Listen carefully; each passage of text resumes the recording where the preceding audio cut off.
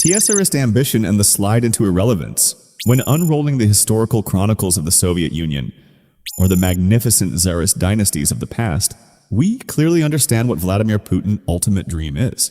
The supreme desire of the leader of the Kremlin is not mere temporary power. He wants a solemn position in the legendary pantheon of great architects. He wants to be known as the man who made Russia great again. He craves monuments.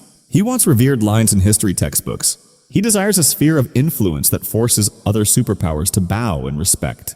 In that worldview, Ukraine is not simply a neighboring nation. It is the golden key. It is the definitive first chapter in his grand design to restore the golden geopolitical space of the old empire. However, the battlefield reality after more than 4 years of attrition has dealt a brutal blow to that ambition. Instead of expanding borders and elevating national prestige, the war in Ukraine is dragging Russia into a completely opposite trajectory. It is a steady slide into irrelevance. It is a shrinking of influence on the global strategic map. Western geopolitical observers state that the Kremlin's greatest blunder is linking the honor and destiny of a major superpower to a deadlocked military campaign. This mistake inadvertently exposes the fatal vulnerabilities of an apparatus once branded as invincible. The clearest evidence of this decline is not far off. It is unfolding directly within the strategic buffer zones where Russia held absolute power for over a century. Look at the South Caucasus region. This was once Moscow's impregnable backyard. Here, Russia acted as a powerful arbiter. It was a supreme security guarantor, capable of managing relations between two hostile nations, Armenia and Azerbaijan.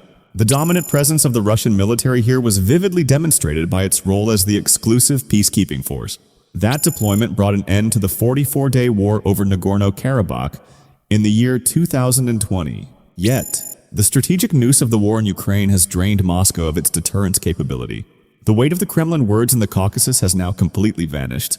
This fall follows a succession of diplomatic scandals. A prime example is the shocking event in late 2024. The international newspaper The Moscow Times exposed a critical failure. A Russian Panzer air defense system abruptly shot down a civilian airliner belonging to Azerbaijan Airlines. The plane was en route to Grozny. The strike killed 38 people. This accidental strike was not only a humanitarian catastrophe, it was also the ultimate fuse that shattered the remaining diplomatic trust between Baku and Moscow. Russia's absolute impotence continues to manifest in Armenia. This traditional ally is now actively pursuing a strategic migration to decouple from the Kremlin orbit. Moscow has used extreme economic coercion tactics. These include explicit threats to hike natural gas prices. They threaten to raise it from the preferential rate of $177.50 to the market price of $600 per 1,000 cubic meters. Despite this pressure, Prime Minister Nikol Pashinyan still secured an overwhelming victory in the national election. He completely defeated the candidates backed by Putin. The reality that both Armenia and Azerbaijan are turning their backs on Moscow serves as ironclad proof. It shows that with its military machine bogged down in Ukraine, Russia no longer possesses the strength to deter nations sitting directly on its own borders. The soft infiltration in the Far East and Moscow's hollow promises. The dilemma facing the Kremlin does not stop at the collapse of the Caucasus buffer zone. It is quietly unfolding within the very heart of the Russian Federation itself. Global strategic analysis reports expose a ruthless reality. Vladimir Putin concentrates all national resources on the eastern front of Ukraine. He is hunting for an expensive glory. By doing this, he has inadvertently forced open the gates of his largest rearguard. That rearguard is the Far East. It is now open to an economic expansion without gunfire. The Far Eastern Federal District accounts for 40% of the entire country land area. Yet, it is home to a mere 8 million people. This is precisely the land witnessing a comprehensive soft infiltration by neighboring China. Beijing is a strategic partner, but they are also an expert economic predator. Geopolitical observers emphasize that Beijing is executing an incredibly clever and sophisticated strategy. European technology and energy conglomerates simultaneously withdrew from the Russian market to protest the war. Chinese enterprises immediately filled this power vacuum. The Chinese presence in Siberia is no longer limited to small-scale commercial activities. It has been elevated into special administrative regions. It now includes advanced special economic zones directly controlled by Beijing. The clearest proof of the erosion of Russia's economic sovereignty is visible. The Chinese yuan has officially completely replaced the Russian ruble. This change applies to all transactions conducted by Chinese companies in Siberia. The Kremlin understands perfectly well the risk of the Far East becoming Sinicized. They see the danger of losing long-term economic control. but they are entirely helpless. They are forced to accept it. The reason is simple. Russia's current war economy cannot survive without the cash flow from Beijing. China is currently purchasing up to 50% of Russia's total crude oil exports. Moscow held the position of an elder brother during the Soviet era. Now, it is transforming itself into a literal economic vassal to China. The tragedy of a superpower's shrinking influence is also vividly exposed. It shows through Moscow's inability to fulfill its international protection commitments. In the past, nations such as Syria, Venezuela, or Iran always viewed Russia as a solid military backbone. It was an iron counterweight that could guarantee regime survival. It did this through arms contracts and diplomatic shields. However, the situation has changed since the outbreak of the war in Ukraine. Russia's logistical machine has been stretched to its absolute limit. This strain forces Moscow to act selfishly to save itself.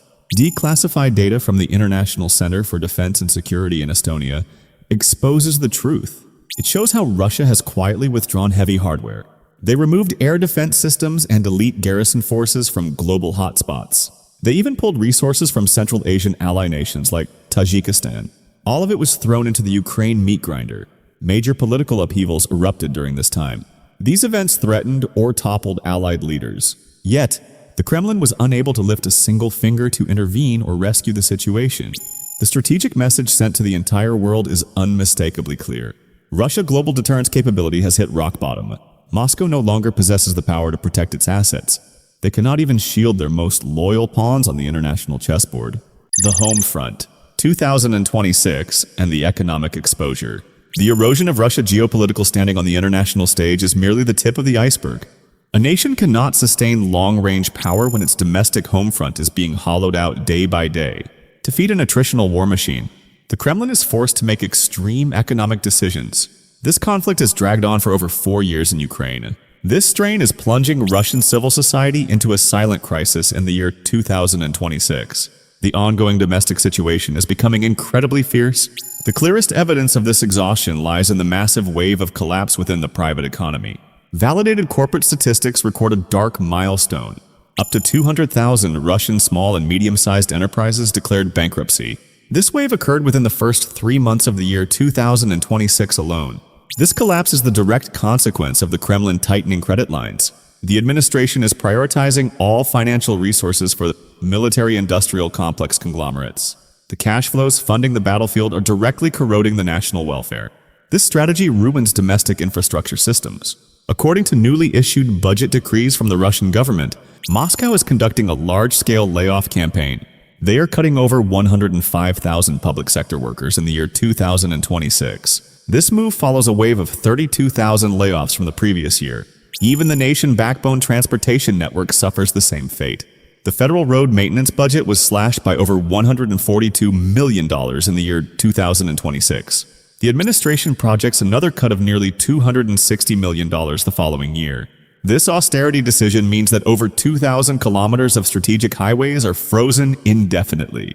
These roads connect vital resource areas. Russia's infrastructure is left barren to make room for ammunition on the battlefield. To conceal this profound fracture, Moscow continuously publishes rosy economic reports. They do this to avoid social unrest.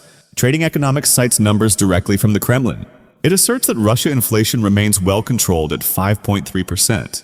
It claims the base interest rate is held at 14.25%. However, a shocking economic intelligence report from the Swedish Intelligence Service completely exposes this entire charade. The report was officially published by the Euronews news agency. Swedish intelligence asserts that Russia has systematically falsified economic data. They do this to deceive international public opinion. The goal is to mask the destructive impact of the sanctions regime. The real inflation rate within the Russian domestic market has reached a staggering 15%. This means it has hit a state of parity with the central bank ceiling interest rate. The ruthless consequence of this skyrocketing inflation is clear. 81% of surveyed Russian citizens admit they are actively tightening their belts. They are cutting back maximum spending on daily necessities just to survive through the winter. Vladimir Putin understands well that the economic hourglass of Russia is running out. For this reason, the Kremlin is pooling all remaining chess pieces into a final gamble.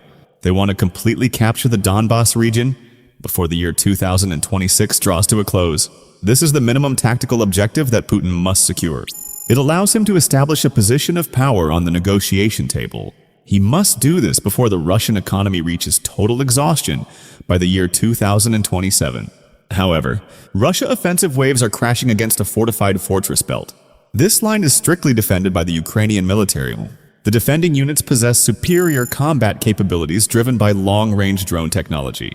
Vladimir Putin's grand dream of an expanded and mighty Russian empire has officially closed in absolute impotence. He will go down in history, but not as a nation-building czar. He will be written into history as the man who pushed Russia into an attritional war with no exit. He bankrupted the national economy. He turned the nation into an economic vassal for China. He transformed Fortress Crimea into a clear symbol of isolation. The Vanguard Report strategic assessment on the crisis concludes here. Our team will continuously update and deconstruct the latest geopolitical shifts. All analysis is driven strictly by verified data sources. Please hit the subscribe button, turn on notifications, and leave your perspective in the comments below to accompany us in our upcoming reports. Thank you, and goodbye.